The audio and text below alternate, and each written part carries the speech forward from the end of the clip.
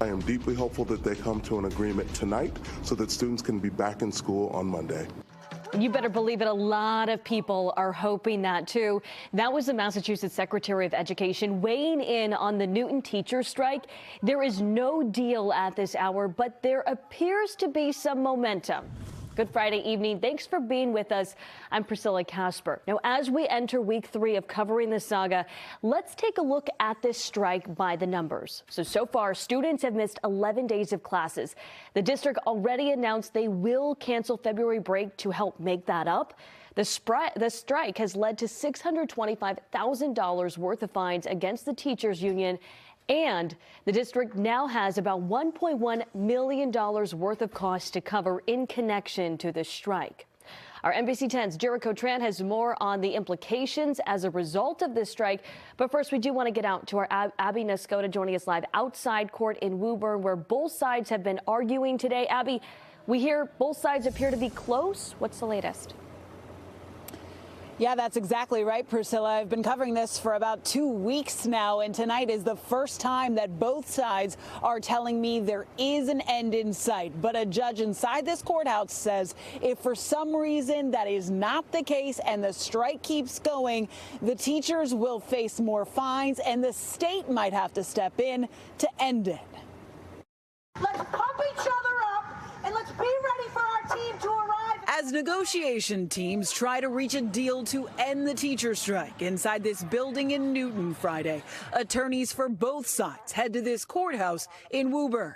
We want to get these kids back in school. Inside, a judge deciding to raise the fines on the teachers from $50,000 to $100,000 a day starting Monday. The hope that a deal will be reached before then. The goal is to avoid being back here ever again, including next Monday or any other day next week. After more than 2 weeks of no school, both the teachers and the school committee now say they are closer than ever to this being over.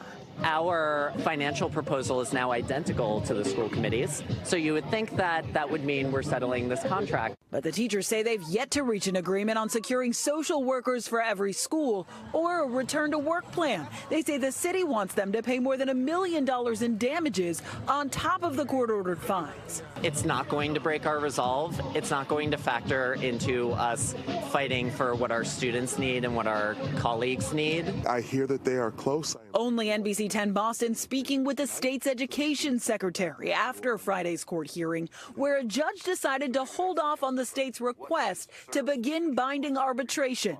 He hopes that won't be necessary. I am deeply hopeful that they come to an agreement tonight so that students can be back in school on Monday.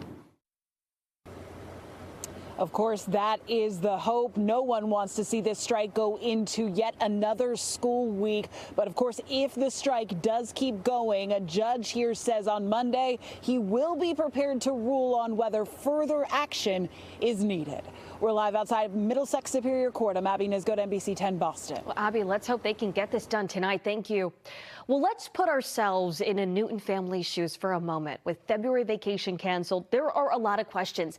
What have you already made plans? How will those days be made up? Are weekend school days on the table? Our NBC 10's Jericho Tran continuing our team coverage live from Newton. Jericho, how are these families responding tonight? You know, I'm getting a lot of mixed reactions. There are some parents who say, okay, you know what, we will have our kids go to school during those days, those vacation days, to make it up. And on the other hand, you have parents who are infuriated with this entire process. Immediately behind me, though, you can see teachers are still rallying here behind those doors. That is where those negotiations are going on. You can hear people honking in support of this strike. But yes, there is still a lot of concern with students, not just for what they've missed, but how they're going to make up the time. I should be in the classroom, but I'm not, and that's a problem. For the past 11 days without school, Alex Yang and his mother hit the Newton Free Library. It impacts me and my mom because now she has to take time out of her day to help me study. With the school committee voting to cancel February vacation in order to make up the school days missed from the teacher strike. It feels that the NTA has turned us us kids into their hostages for their war. Students like freshman Anisha Arian from Newton North High School, who plan to go to California during her break. I don't know if we'll be able to cancel now, so now I'm going to have to be making up the work. And parents are scrambling to reschedule their plans. So we're going to have to make some changes. We just don't know exactly how big of the changes. Back on the picket line, we're still here. Newton teachers remain confident the 11-day hiatus. I think there's going to be a lot of healing to do, a lot of conversation about what this was, why it happened. Will not deter them from finishing out the school year strong. We know that we are going to deliver 180 days of high-quality education to our students, so I'm happy to give those days wherever they make sense.